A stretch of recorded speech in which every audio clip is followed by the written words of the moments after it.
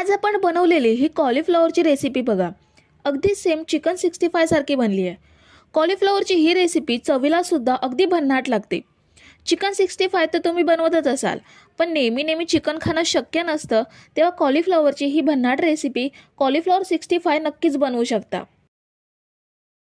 तर सर्वात आधी मी कॉलीफ्लॉवरचे असे तुकडे करून घेतलेत। आपण चिकन 65 साठी जसे चिकनचे पीसेस करून घेतो, अगदी सेम साइजचे पीसेस करून घेतलेत। आता ह्यामध्ये अर्धा चमचा मीठ घेऊयात आणि ह्यामध्ये आपल्याला गरम पाणी ऍड करायचं आहे। गरम पाण्यामध्ये फ्लॉवर आपल्याला 5 मिनिटे असाच ठेवायचा आहे, म्हणजे ह्यामध्ये काही कीड मुंगी असेल तर निघून जाईल। आता कॉलीफ्लॉवर भिजवून 5 मिनिटे झाली आहेत। आता ह्यामधील पाणी गाळून घेऊयात। हे बघा, आपण ह्यामधील संपूर्ण पाणी गाळून घेतलंय। आता ह्यामध्ये 2 चमचे लाल मिरची पावडर घेऊयात, पाव चमचा हळद घेऊयात, 1 चमचा धने पावडर घ्यायची आहे, 1 चमचा गरम मसाला घेऊयात,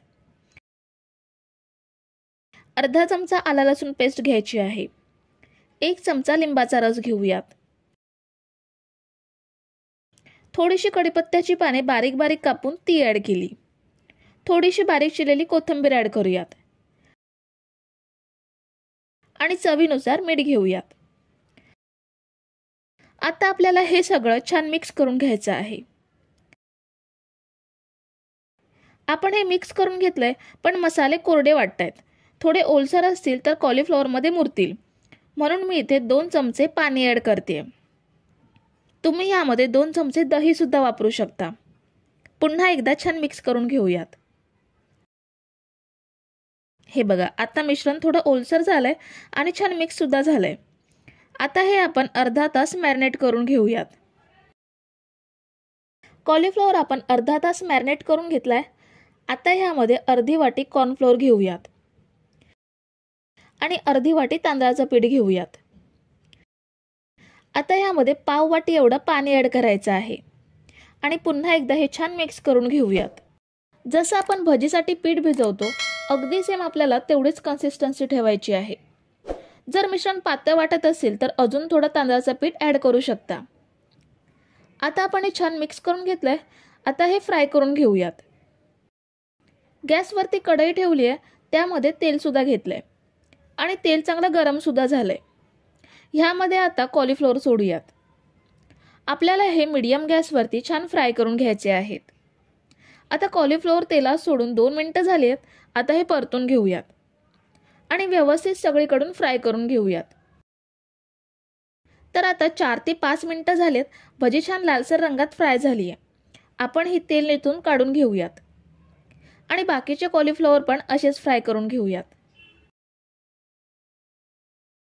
आता फ्राय केलेल्या कॉलीफ्लॉवरला रेस्टॉरंट सारखी फोडणी द्यायची आहे। त्यासाठी पॅन मध्ये 2 चमचे तेल घेऊयात। तेल चांगलं गरम झालंय। ह्यामध्ये अर्धा चमचा जिरं घेऊयात, थोडीशी कढीपत्त्याची पाने घ्यायची आहेत, 7 ते 8 लसूण बारीक कापून तो ऍड केला, 1 इंच आलं बारीक कापून घेतलं। आता हे साधारण मिनिटभर फ्राय करून घ्यायचं आहे। फोडणी मिनिटभर परतल्यावर ह्यामध्ये 1 चमचा लाल मिरची पावडर घेऊयात आणि अगदी चिमूटभर मीठ घ्यायचं आहे। आपण कॉलीफ्लॉवर मॅरिनेट करताना त्यात सुद्धा मीठ घेतलंय, त्याचा अंदाज घेऊन मीठ ऍड करायचं। थोडीशी बारीक चिरलेली कोथिंबीर घेऊयात आणि फ्राय करून घेतलेले कॉलीफ्लॉवर ऍड करूयात। कॉलीफ्लॉवरचे पीसेस अगदी सेम चिकन 65 असतं तसेच सेम दिसतायत।